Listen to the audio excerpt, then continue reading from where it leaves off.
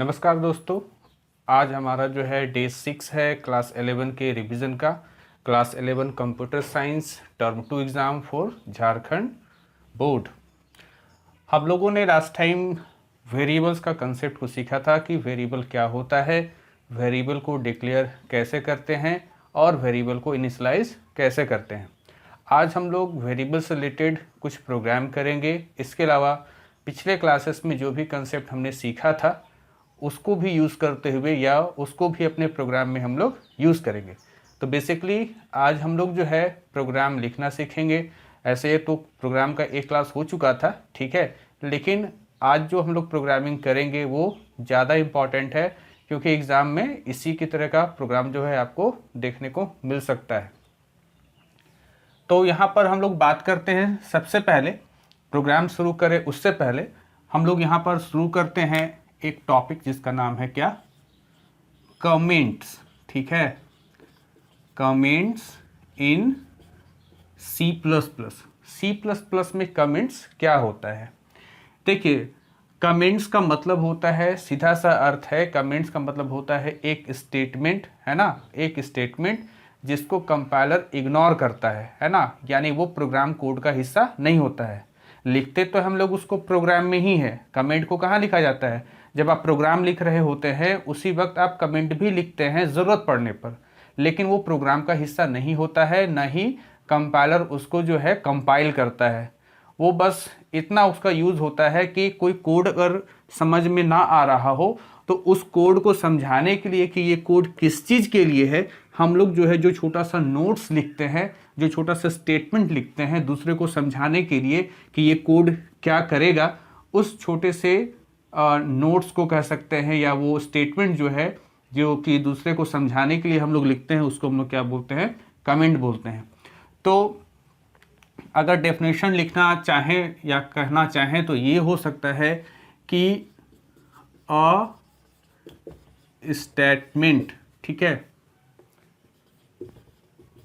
which helps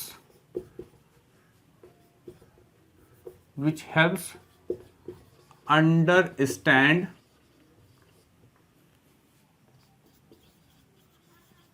programme code. किसी program code को समझने के लिए जो स्टेटमेंट होता है उसको हम लोग क्या बोलते हैं, कमेंट बोलते हैं। कमेंट के विषय में एक बात और होता है कि comments are ignored by compiler. ठीक है, कमेंट को कंपाइलर क्या करता है, इग्नोर करता है, क्योंकि वो कोड का हिस्सा नहीं होता है। Now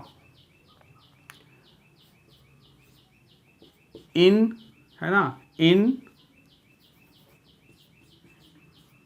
in C plus plus two types of comment.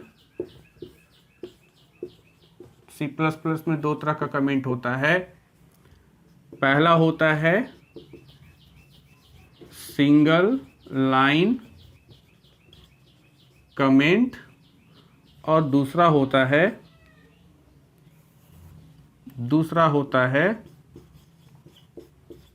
Multiple line comment. ठीक है, सिंगल लाइन कमेंट को कैसे रिप्रेजेंट करते हैं? आप ऐसे लिखिए और कुछ भी लिख दीजिए, जैसे मैंने लिखा दिस इज कमेंट, है ना।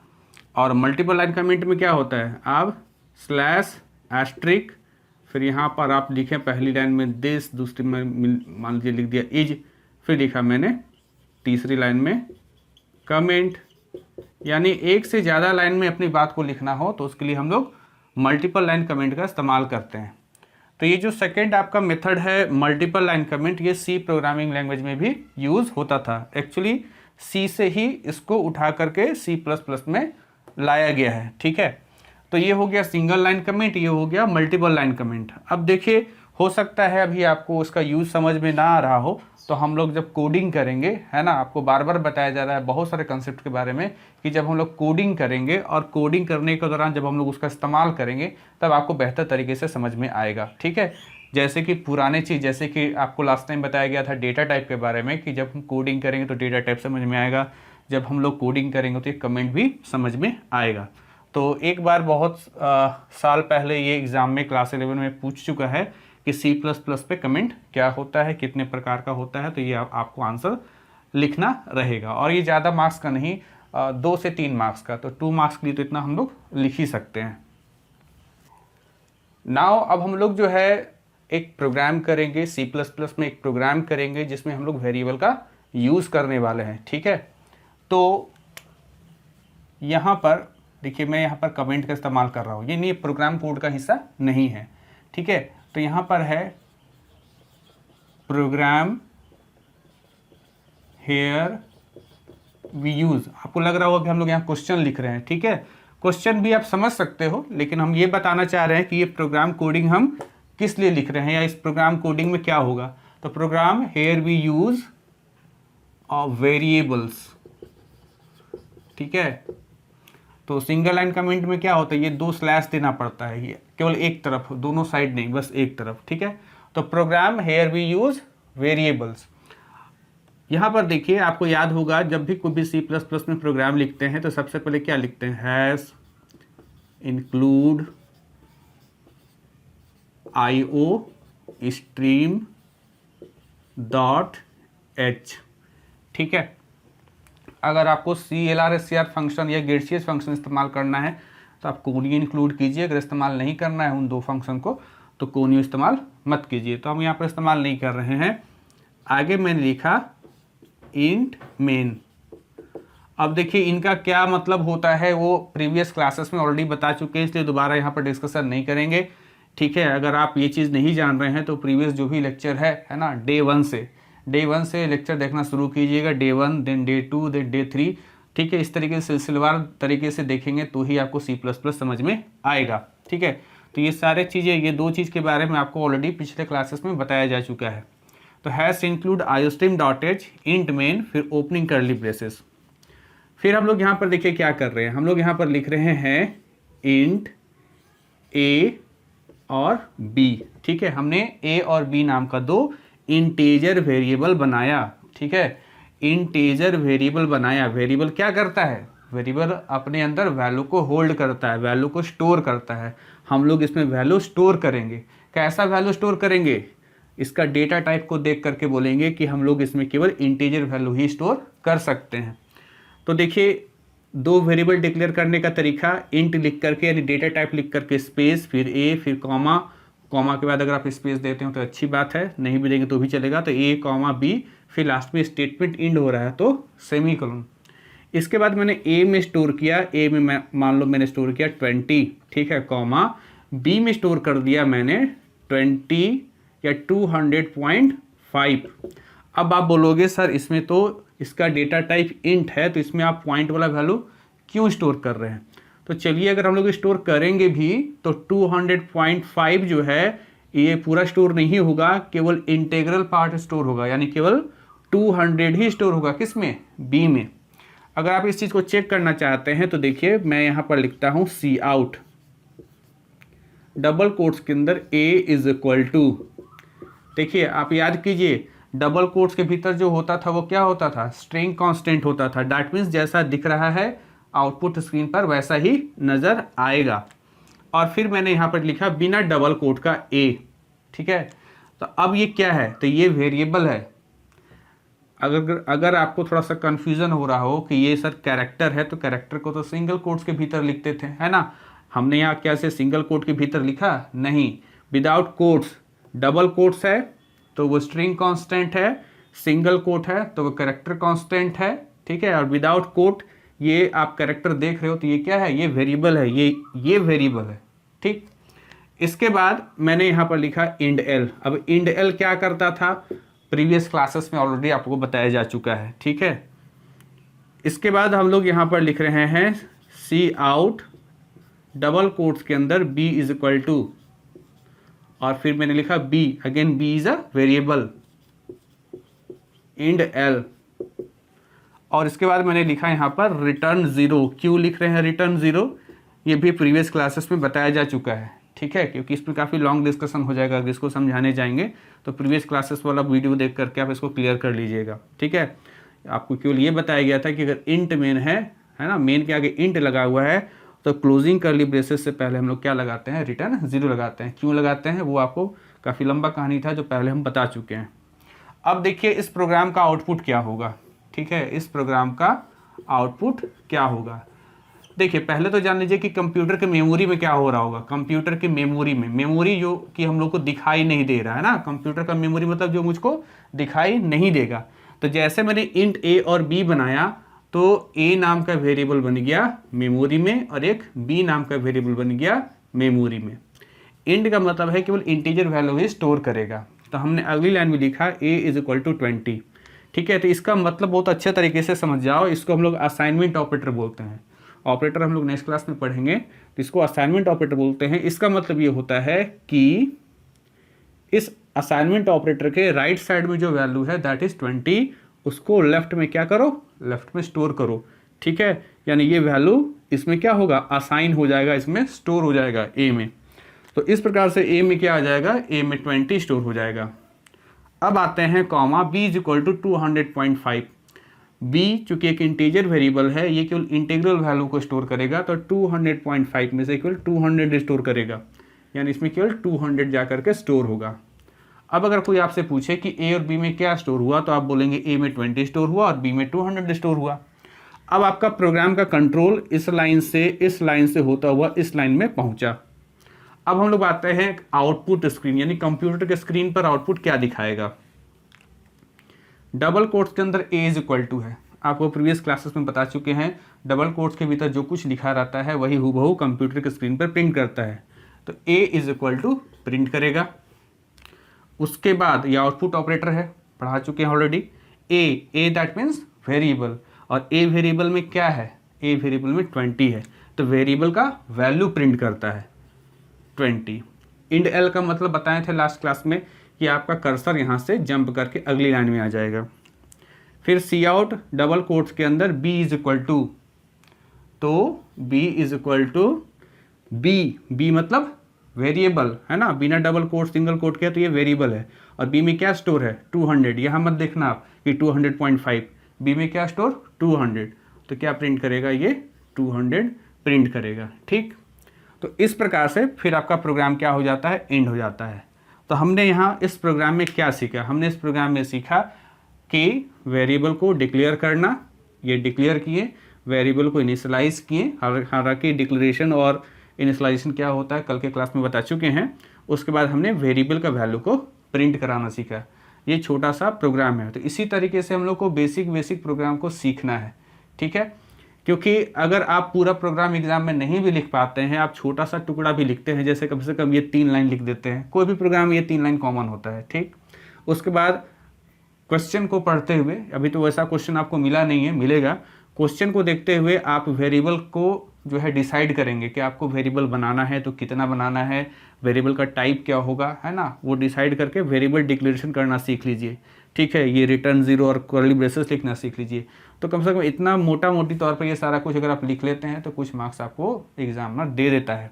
ठीक है, तो ये हम लोगों ने कंप्लीट किया ये प्रोग्राम। अब देखिए बहुत सारे स्टूडेंट को यहाँ पर समझ में नहीं आ रहा होगा कि कैसे प्रोग्राम जो है रन करता है, कैसे सिस्टम पर ये दिखलाई देता है। तो आपको प्रीवियस क्लास में जो है बता चुके थे कि हमारे चैनल में प्लेलिस्ट में जाइए, जिसमें आपको जो है बहुत पुराना 2-3 साल पुराना प्लेलिस्ट है, जिसमें कि आपको क्लास 11 प्रोग्राम है ना, क्लास 11 प्रोग्राम करके एक प्लेलिस्ट होगा, उसमें 5-6 प्रोग्राम जो है सिस्टम पर कैसे रन कराते हैं वो सारा कुछ आपको दिखा दिया गया है। ठीक है, तो वहाँ पर जाकर के थोड़ा सा वो वीडियो को देख लीजिए। कोशिश करेंगे कि उसका लिंक, उस प्लेलिस्ट का लिंक इस वीडियो के डिस्क्रिप्शन में डाल दें हम। ठीक है, अगर याद रहा तो, अगर याद नहीं रहा तो आप लोग कमेंट करके याद दिला देना। ठीक है, तो वहाँ पर उस तरीके से आप वीडियो को जरूर देखना कि प्रैक्टिकली कैसे करते, तब ये चीज़ें थोड़ा और समझ में आएंगी। अभी तो थोड़ा सा लग रहा है कि थ्योरेटिकली मैंने बता दिया है, तो प्रैक्टिकली कैसे करते हैं काम, है ना, प्रैक्टिकली कैसे लिखा जाता है, उसका वीडियो भी है, पुराना है। तो ये हो गया हम लोगों का। अब देखिए इस प्रोग्राम में क्या है, इस प्रोग्राम में हम लोगों का, हमने सबसे शुरू में क्या लिखा, कमेंट लिखा। अगर हम लोग को कमेंट लिखना, कमेंट कहाँ कहाँ लिख सकते हैं, जैसे कमेंट में यहाँ पर लिखा ऐसे, ऐसा करके, अब ऐसे करके लिख दिए तो कंपाइलर इसको कोड नहीं समझेगा। मेरा कंपाइलर इसको कोड समझेगा, इसको कोड समझेगा, इसको चेक करेगा कि सही है कि नहीं सही है, लेकिन जैसे मैंने ये 2 स्लैश लगा के कुछ लिख दिया, उसको कंपाइलर कोड नहीं समझेगा, उसको कमेंट समझेगा। तो यहाँ पर मैंने लिख दिया कि A and B are variable, यानी किसी दूसरे को समझाने के लिए, है ना। कोई नहीं समझ पा रहा है कि ये ए बी क्या है, तो मैंने कमेंट बना करके लिख दिया कि A and B are variable. अब अगला जो भी व्यक्ति है वो इसको पढ़ेगा तो समझ जाएगा अच्छा कि ए और बी क्या है, ए और बी वेरिएबल है। तो हम लोगों ने यहाँ पर वेरिएबल से संबंधित एक प्रोग्राम हम लोगों ने यहाँ पर देख लिया, ठीक है, किस तरह से वेरिएबल डिक्लेयर करते हैं और किस तरीके से वेरिएबल को इनिशियलाइज करते हैं। अब कुछ प्रोग्राम हम लोग अभी और देख लेते हैं, ठीक है। हमारा अगला प्रोग्राम है सम ऑफ 2 नंबर्स, 2 नंबर को जोड़ने का प्रोग्राम। ये काफ़ी सिंपल प्रोग्राम है ना, काफ़ी सिंपल है। और कुछ स्टूडेंट्स कह सकते हैं कि सर इतना सिंपल क्यों, तो बेसिकली ये वीडियो बनाया उन स्टूडेंट्स के लिए जो बिल्कुल भी नहीं जानते, जिनका बेसिक्स बिल्कुल भी नहीं है C++ के मामले में। तो उन स्टूडेंट्स को ध्यान में रख करके सारा कुछ पढ़ाया जा रहा है। तो काफ़ी बेसिक चीज़ हम यहाँ पर लेकर के आपको चल रहे हैं, और ये बेसिक बहुत ज़रूरी है। अगर आपको 12 का फिर आगे चलकर 12 का C++ को समझना है तो ये बेसिक चीज़ें समझना बहुत ज़रूरी है, क्योंकि प्रोग्राम कैसे करते हैं, प्रोग्राम कैसे लिखा जाता है, यही असल मायने में सीखने वाला चीज़ है। बाकी थ्योरी तो आप जो है रट करके एग्ज़ाम में लिख ही सकते हैं। तो यहाँ पर सम ऑफ 2 नंबर ये मैंने कमेंट करके लिखा, hash include iostream dot h int main और कर्ली ब्रेसेस, ये तो हम लोग लिखते ही लिखते हैं। हम लोग यहाँ पर क्या कर रहे हैं, यहाँ पर हम लोग वेरिएबल बना रहे हैं। देखिए हम लोग वेरिएबल का नाम मैं क्या दे रहा हूँ, मैंने लिखा num1 कॉमा num2 कॉमा सम। चाहे तो आप वेरिएबल का नाम ABC भी लिख सकते थे, ठीक है। तो मैंने वेरिएबल का नाम में क्या है, मैंने अल्फ़ाबेट और डिजिट का इस्तेमाल किया है। ये रूल है कि आप वेरिएबल के नाम में अल्फ़ाबेट और डिजिट का इस्तेमाल कर सकते हैं। तो num1 is a variable, num2 is a variable and some is a variable. अब आपको सम का मतलब समझ में आ रहा है कि जोड़ करके वैल्यू को इसी में रखना। अब सम रखना चाहते हैं कि ऐड रखना चाहते हैं कि टोटल रखना चाहते हैं, वो आपकी मर्जी। जो आपको सूटेबल नाम लगता है वो सूटेबल नाम आप वेरिएबल का दे सकते हैं, आपकी मर्जी का। इसलिए the name of variable is called identifier. पहला क्लास जब आपको पढ़ाया जा रहा था तो वहाँ पर आइडेंटिफायर का डेफिनेशन बताया गया था। तो आइडेंटिफायर का डेफिनेशन क्या था, the name of variable, function. तो the name of variable that is, ये क्या है, ये तीनों आइडेंटिफायर हैं। आगे चलते हैं, मैंने यहाँ पर लिखा num1 इज इक्वल टू 20 और num2 इज इक्वल टू 40, ठीक। इसके बाद मैंने लिखा sum is equal to num1 plus num2, ठीक। उसके बाद मैंने लिखा cout total of double quote, ठीक। फिर मैंने लिखा टोटल ऑफ num1। अब आगे जगह नहीं है मेरे पास, तो हम इसको थोड़ा यहाँ से लिख रहे हैं, यानी अभी ये स्टेटमेंट कंप्लीट नहीं हुआ है, ठीक है। जो हम लोग आगे लिखते हैं इसको अलग अलग लाइन में लिख दिए हैं। num1 एंड num2 इज सम, ठीक है। और लास्ट में रिटर्न 0, ठीक है। इस कोडिंग को ध्यान से आप जो है थोड़ा सा हम लोग ड्राई रन करते हैं। देखिए ड्राई रन का मतलब क्या होता है, ड्राई रन का मतलब होता है कि आप बिना कंप्यूटर में प्रोग्राम कोड को टाइप किए हुए, ठीक है, प्रोग्राम कोड को आपको कंप्यूटर में टाइप नहीं करना है, आप कॉपी पे लिखिए और खुद कंपाइलर बन जाइए और खुद ही सोचिए कि इस लाइन में जाएंगे तो क्या होगा, इस लाइन में जाएंगे तो क्या होगा, इस लाइन में जाएंगे तो क्या होगा। मतलब इस लाइन में जाएंगे तो कंपाइलर क्या करता है, इस लाइन में जाते तो कंपाइलर क्या करता है, ठीक है। तो हम लोग यहाँ पर आते हैं इन मेमोरी, ठीक है। ये समझाने के लिए कि मेमोरी वाला चीज़, ऐसा नहीं कि आपको एग्जाम में इन मेमोरी करके प्रोग्राम मतलब आउटपुट लिखना होगा, ऐसा नहीं। आउटपुट तो यहाँ पर क्लियर रहता है। मेमोरी में क्या होगा कि 3 वेरिएबल जो है हमारा बनेगा, 3 वेरिएबल, पहला, दूसरा, तीसरा। पहला वेरिएबल num1 नाम का, दूसरा वेरिएबल num2 नाम का, तीसरा वेरिएबल सम नाम का, ठीक। फिर हमारा कंपाइलर का कंट्रोल, प्रोग्राम का कंट्रोल यहाँ आएगा। num1 में 20, तो num1 में 20 स्टोर, num2 में 40, इसमें 40 स्टोर। फिर हम अगली लाइन में आते हैं, यहाँ पर कहता है num1 प्लस num2, यानी num1 का जो वैल्यू है और num2 का जो वैल्यू है उनको जोड़ दो और इसमें असाइन कर दो, वो वैल्यू को किस में डाल दो, सम नाम के वेरिएबल में। तो 20 प्लस 40 60 हो जाएगा, वो 60 किस में दे दिया जाएगा, सम नाम के वेरिएबल में। तो कंप्यूटर के मेमोरी में सम नाम के वेरिएबल में क्या आ गया, 60 आ गया। अब यहाँ पर आइए और यहाँ से ध्यान से आउटपुट को देखना है। डबल कोट्स के भीतर है टोटल ऑफ, तो आप जानते हो डबल कोट में जो लिखा जाता है वैसे हूबहू आप लिखते हैं, तो आप लिखेंगे टोटल ऑफ। फिर यहाँ लिखा हुआ num1, num1 is a variable, ठीक है, num1 वेरिएबल, उस वेरिएबल में क्या है 20 है, तो num1 की जगह पर क्या 20। फिर एंड, ये डबल कोट के अंदर एंड। अब यहाँ पर आप लोग गलती मत करना कि एंड अगली लाइन में, तो अगली लाइन में लिख देंगे। सेंटेंस यहाँ खत्म हो रहा है ना, यहाँ से शुरू हो रहा है और यहाँ सेमिकोलन यहाँ लग रहा है, सॉरी यहाँ लग रहा है, तो यहाँ एंड हो रहा है, ठीक है। दैट मीन्स ये सभी एक लाइन में ही प्रिंट करेगा, है ना। हो सकता है मैं यहाँ पर अगली लाइन में लिख दिया, लेकिन ये एक लाइन में ही प्रिंट करेगा। तो टोटल ऑफ प्रिंट किया, num1 का वैल्यू 20 प्रिंट किया, एंड तो थोड़ा छोटा लिख दे रहे हैं, एंड num2 में क्या है 40 है, दिस इज अ वेरिएबल, तो वेरिएबल में क्या होता है, वेरिएबल का वैल्यू प्रिंट करता है 40, ठीक। इज, ये आगे चलेगा हम लोग का, चलो कर देते हैं इज। सम में क्या स्टोर हुआ है, सम में 60 आया है, तो क्या प्रिंट करेगा हम लोगों का 60, ठीक है। तो इस प्रकार से क्या होगा, हमारा ये प्रोग्राम का आउटपुट होगा, एंड देन रिटर्न 0, हमारा प्रोग्राम का एंड हो जाएगा। तो मेरे ख्याल से अगर ध्यान से अगर आप इसको देखेंगे तो ये आपको समझ में आ गया होगा। तो ये था हमारा सेकेंड प्रोग्राम वेरिएबल को लेकर के, जिसमें हमने वेरिएबल का वैल्यू को स्टोर किया, वैल्यू को जोड़ा और जोड़ करके तीसरे वेरिएबल में क्या किया, हमने असाइन किया, ठीक। नाउ हमारा थर्ड प्रोग्राम, पुराने प्रोग्राम को थोड़ा सा मॉडिफाई करेंगे, क्वेश्चन थोड़ा सा चेंज हो रहा है, हल्का सा चेंज हो रहा है। यहाँ भी सम ऑफ 2 नंबर ही हम लोग को करना है, लेकिन where number is entered at run time, यानी जब प्रोग्राम रन करेगा उस वक्त आप अपनी मर्जी से जो वैल्यू डालेंगे उसका सम करेगा। इससे प्रीवियस प्रोग्राम में क्या हुआ था, इससे प्रीवियस प्रोग्राम में ये हुआ था कि हम शुरू में ही लिख दिए थे कि num1 का वैल्यू 20 और सम का वैल्यू 40। अब इस प्रोग्राम को जितनी बार भी रन कराओ तो सम इक्वल टू 60 प्रिंट करेगा, ठीक है। लेकिन हम ऐसा नहीं चाहते, हम चाहते हैं कैलकुलेटर टाइप का।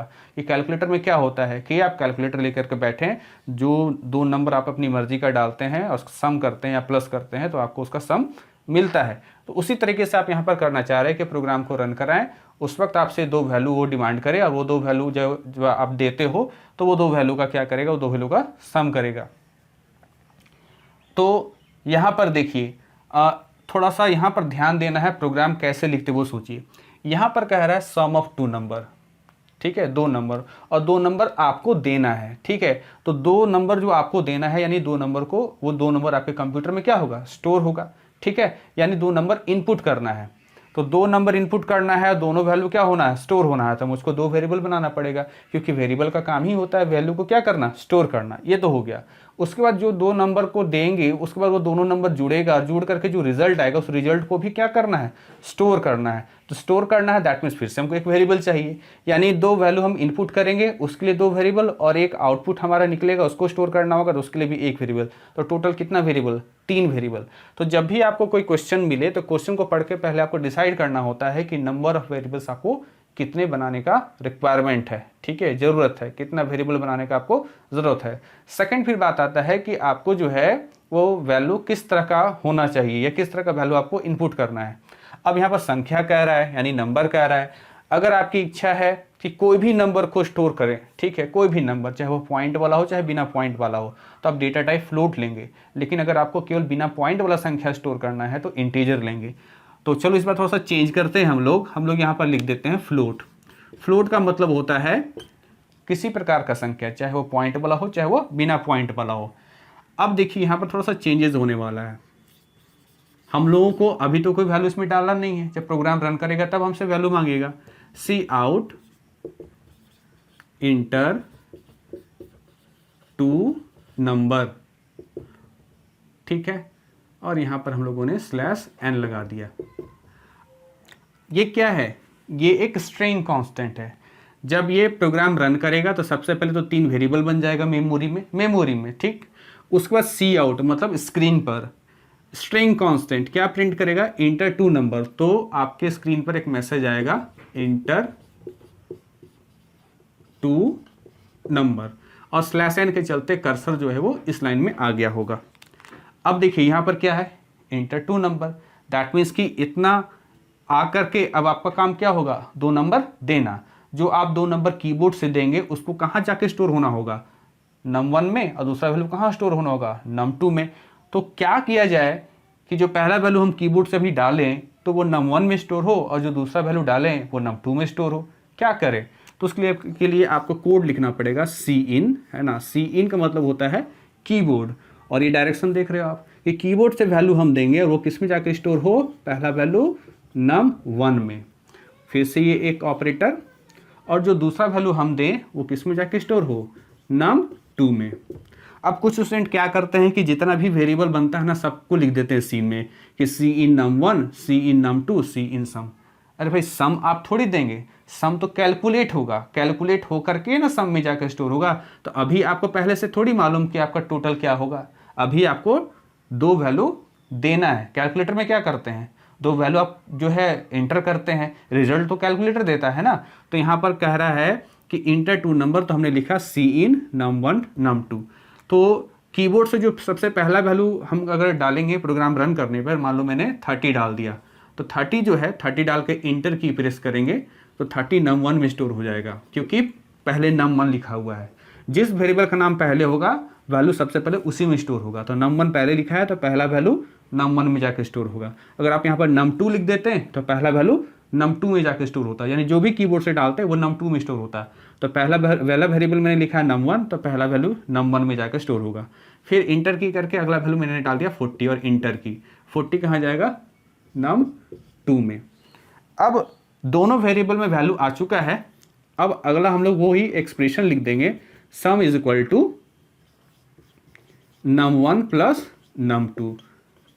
अब तक तो num1 num2 में वैल्यू आ चुका है, आपने प्रोग्राम रन कराया, 30 40 डालें तो 30 40 आ चुका है। तो 30 40 ऐड होकर के इसमें क्या हो गया, सम में 70 हो गया, 70 इसमें स्टोर हो गया मेमोरी में। ठीक है, देखो वो मेमोरी जो बोल रहे हैं वो कंप्यूटर के अंदर का चीज़ है और ये आउटपुट स्क्रीन है। अब यहाँ पर आते हैं और यहाँ पर हम लोग उसी चीज़ को अगर लिख दें कि cout total of num1 and num2 is sum, और यहाँ लास्ट में रिटर्न 0। तो टोटल ऑफ, तो प्रिंट करेगा यहाँ पर टोटल ऑफ num1 में क्या स्टोर हुआ था 30, एंड num2 में क्या स्टोर हुआ था 40, इज डबल कोट के अंदर है, और उसके बाद सम में क्या आया 70। ठीक है, उसी लाइन में आगे प्रिंट करेगा क्या 70। तो देखिए आप लोगों को एक प्रोग्राम यहाँ पर सिखा दिए कि किस प्रकार से जब प्रोग्राम रन कर रहा हो उस वक्त आप कोई वैल्यू इनपुट करें और वो वैल्यू जो आपने इनपुट करा उस पर कुछ कैलकुलेशन हो और फिर आपको क्या मिले, आपको फिर रिजल्ट मिले। तो ये था आपका एक सिंपल सा प्रोग्राम। अब इसी मेथड पर या इसी कंसेप्ट पे आधारित और भी बहुत सारा प्रोग्राम हम लोग को आगे चल करके करना है। तो आज हम लोग इतना ही रखेंगे। जो बताया गया आज के क्लास में उसको बहुत अच्छे तरीके से रिवाइज करना, वीडियो को आप बार बार देखना, ठीक है, कंप्लीट देखना और इत्मीनान से देखना, खाली जगह में देखना। खाली जगह कहने का मतलब है आसपास कहीं कोई शोर ना हो, डिस्टर्बेंस ना हो, ठीक है, इत्मीनान से देखना, क्योंकि ये सारी चीज़ इत्मीनान से देखने वाली चीज़ है। क्योंकि ये आज का क्लास अगर आप समझ पाते हैं तो आगे जो कल हम लोग पढ़ेंगे दैट इज़ रेफरेंस और कांस्टेंट, वो भी आपको तभी समझ में आएगा जब आप ये यहाँ तक जो प्रोग्राम बताया गया है वो प्रोग्राम को अगर आप समझ लेते हैं। तो मिलते हैं नेक्स्ट वीडियो लेक्चर में। Thank you.